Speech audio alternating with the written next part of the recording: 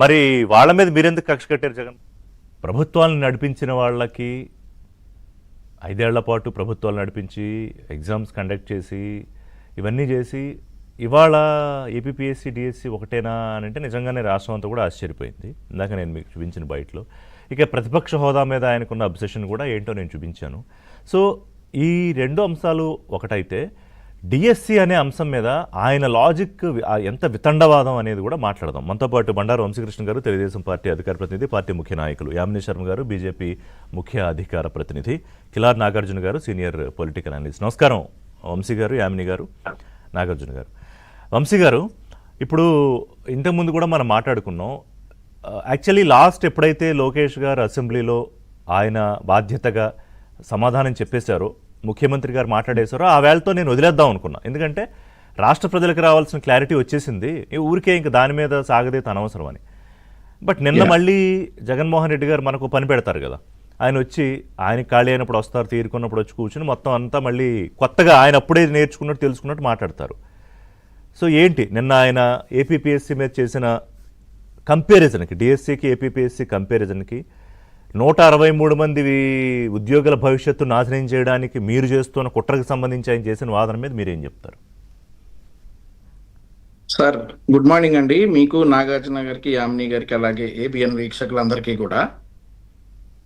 Sir, నిన్న జగన్మోహన్ రెడ్డి గారు మేము ఎప్పుడు అనుకుంటా ఉంటాం, ఇక ఇంతకంటే పెద్ద ఆణిముత్యం జగన్మోహన్ రెడ్డి గారి దగ్గర నుంచి రాదు అనుకున్నటువంటి ప్రతిసారి మరొక ఆణిముత్యం వస్తూ ఉంటుంది. మొన్న రీసెంట్గా పెట్టినటువంటి ప్రెస్ మీట్లో, నిన్నగాక మొన్న రాజమండ్రి కార్యకర్తలను ఉద్దేశించి మాట్లాడాడు జగన్మోహన్ రెడ్డి గారు.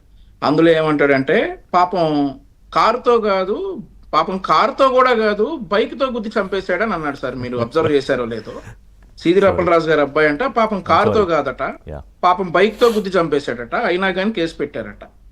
అదే దారుణం అనుకుంటే నిన్నొచ్చేసి ఏపీపీఎస్సీ డిఎస్సి ఒకటే కదా, రెండు ఏంటి తేడా ఏంటి అని అన్నాడు. సార్ ఒక్క తేడా మాత్రం నేను అంటే అందరికీ తెలుసు, జగన్మోహన్ రెడ్డికి తప్ప ఆయన బ్యాచ్కి తప్ప తేడాలు అందరికీ తెలుసు. కానీ ఒక తేడా, నేను ఇంకో తేడా చెప్తా సార్. ఇక్కడ రెండు జగన్మోహన్ రెడ్డి స్కామ్ అంటున్నటువంటి డిఎస్సిలో నిజంగా స్కామ్ అయినటువంటి ఏపీపీఎస్సీకి ఉన్న తేడా ఏంటంటే, డిఎస్సిలో బాధితులు ఎవరు కోర్టుకు వెళ్ళలేదు. పర్వతరెడ్డి చంద్రశేఖర్ రెడ్డిని వైఎస్ఆర్ కాంగ్రెస్ పార్టీ ఎమ్మెల్సీ కోర్టుకు వెళ్ళాడు. ఏపీపీఎస్సీలో మాత్రం బాధితులు కోర్టుకు వెళ్ళారు. అదొక తేడా జగన్మోహన్ రెడ్డితో పాటు వాళ్ళ పార్టీ వాళ్ళు కూడా గమనించాలి. మరొకటి ఏమంటాడంటే, ఏపీపీఎస్సీకి సిబిఐకి మేము సిద్ధం, డిఎస్సికి మీరు సిద్ధమా అంటాడు. సార్, నాకు ఇక్కడ general doubt sir, Telugu Desam party కార్యకర్తగా కాకుండా ఒక జనరల్ డౌట్. మేమేం తప్పు చేయలేదు కాబట్టి ఏపీపీఎస్సీలో మేము సిబిఐకి సిద్ధం అని జగన్మోహన్ రెడ్డి అంటా ఉన్నాడు. సార్ ఓకే, అది పక్కన పెడదాం. మరి బాబాయ్ హత్య కేసులో సిబిఐ వద్దు అన్నాడు. అంటే అక్కడ బాబాయ్ ఏపీపీఎస్సీలో తప్పు చేయలేదు కాబట్టి నువ్వు సిబిఐ సిద్ధం అని అంటా ఉన్నావు, బానే ఉంది. బాబాయ్ హత్య కేసులో ఎందుకు సార్ సిబిఐకి వద్దు అని అంటా ఉన్నాడు? అని అందులో తప్పు చేసినట్ట, అందులో తప్పు చేశాడు కాబట్టి సిబిఐ వద్దు అని అంటా ఉన్నాడా?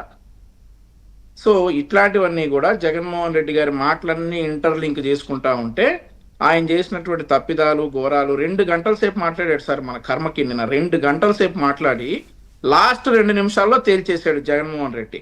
ఏపీపీఎస్సీకి డిఎస్సికి ఏంటి తేడా? మనం పెట్టింది అదే, వీళ్ళు పెట్టింది అదే కదా. పైగా పక్క వాళ్ళు చెప్తున్నారు పాపం, ఈయన వాళ్ళే కన్విన్స్ చేద్దాం ట్రై చేశారు చివరిదాకా. అవును, అదే కదా సార్, పక్కన వాళ్ళు చెప్పింది వింటే ఎప్పుడో బాగుపడేవాడు.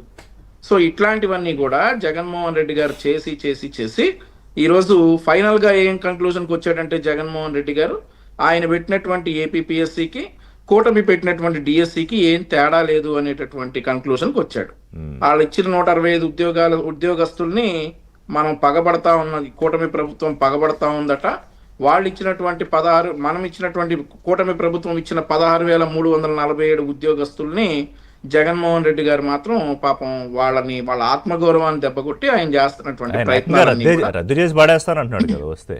సార్ మరి ఇంకొక మాట అన్నాడు సార్, అసలు అభ్యంతరకరమైనటువంటి మాట, ఒక మాజీ ముఖ్యమంత్రి వాడకూడనటువంటి భాష, అబ్బా కొడుకులు అనేటటువంటి మాట మాట్లాడుతాం. 2-3 సార్లు అన్నాడు ఆయన.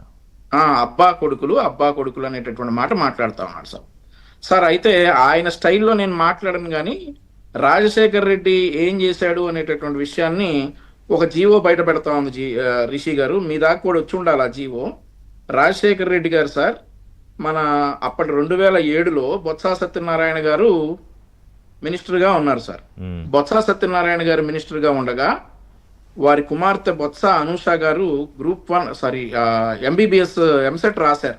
ఓకే. ఎంసెట్ లో ర్యాంక్ రాకపోతే ఆ అమ్మాయి పేమెంట్ సీట్ కట్టి మహారాజా ఇన్స్టిట్యూట్ ఆఫ్ మెడికల్ సైన్సెస్ విజయనగరంలో జాయిన్ అయ్యారు సార్. ఫస్ట్ ఇయర్ 2007లో జాయిన్ అయ్యారు. ఫస్ట్ ఇయర్ జాయిన్ అయిన తర్వాత 2008 డిసెంబర్లో first year Maharaja institute of medical sciences లో కంప్లీట్ చేశారు. కంప్లీట్ చేసిన తర్వాత అనూష గారు ఆంధ్రప్రదేశ్లోనే టాప్ కాలేజ్ అయినటువంటి ఆంధ్ర మెడికల్ కాలేజ్లో చదవాలనుకున్నారు ఎంబీబీఎస్. కానీ ఆవిడకి ర్యాంక్ రాకపోతే అధికారం మన చేతిలో ఉంది కదా అని చెప్పేసి జీవో నెంబర్ 305 డేటెడ్ 2/3/2009 ఇచ్చేశారు sir. GO number 305 dated 2/3/2009. Botsa Anusha second year MBBS student of Maharaja institute of medical sciences Vizianagaram transfer from Maharaja institute of medical sciences Vizianagaram to Andhra medical college Visakhapatnam orders issued.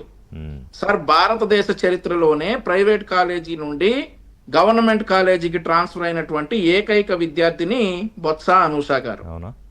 భారతదేశ చరిత్రలో యూ కెన్ చెక్. త్వరలో రాజకీయ అరంగేట్రం చేయబోతున్న అనూష గారు. అవును sir. ఈవిడ first year Maharaja institute of medical sciences లో పేమెంట్ సీటు. సో నేను ఎందుకు చెప్తా ఉన్నానంటే అబ్బ హయాంలో జరిగినటువంటి అధికార దుర్వినియోగం ఇది. అబ్బ రాజశేఖర్ రెడ్డి హయాంలో జరిగినటువంటి అధికార దుర్వినియోగం ఇది. ఆ తర్వాత కొడుకు జగన్మోహన్ రెడ్డి గారి హయాంలో జరిగినటువంటి అధికార దుర్వినియోగం ఏంటంటే 2019 నుండి 24 వరకు ఏ ఒక్క జీవో కూడా మనకు ఆన్లైన్ లో కనిపించేది కాదు. సో మనం ఎత్తుక్కోవాలంటే ఆ జీవోలు కనిపించేవి కావు. ఇప్పుడు వచ్చిన తర్వాత 12 కోట్ల రూపాయలు ఇంటికి ఇట్లాంటి జీవోలన్నీ బయటపడతా ఉన్నాయి. సో ఇప్పుడు ఎవరు సార్ అబ్బా కొడుకుల అవినీతి అని చెప్పి జగన్మోహన్ రెడ్డి గారు అంటుంది ఎవరిని? వాళ్ళ నాన్నే ఆయన్నే అనుకుంటా ఉన్నారు. ఓకే. నాగార్జున ఇలాంటివన్నీ నాగార్జున గారు ఇప్పుడు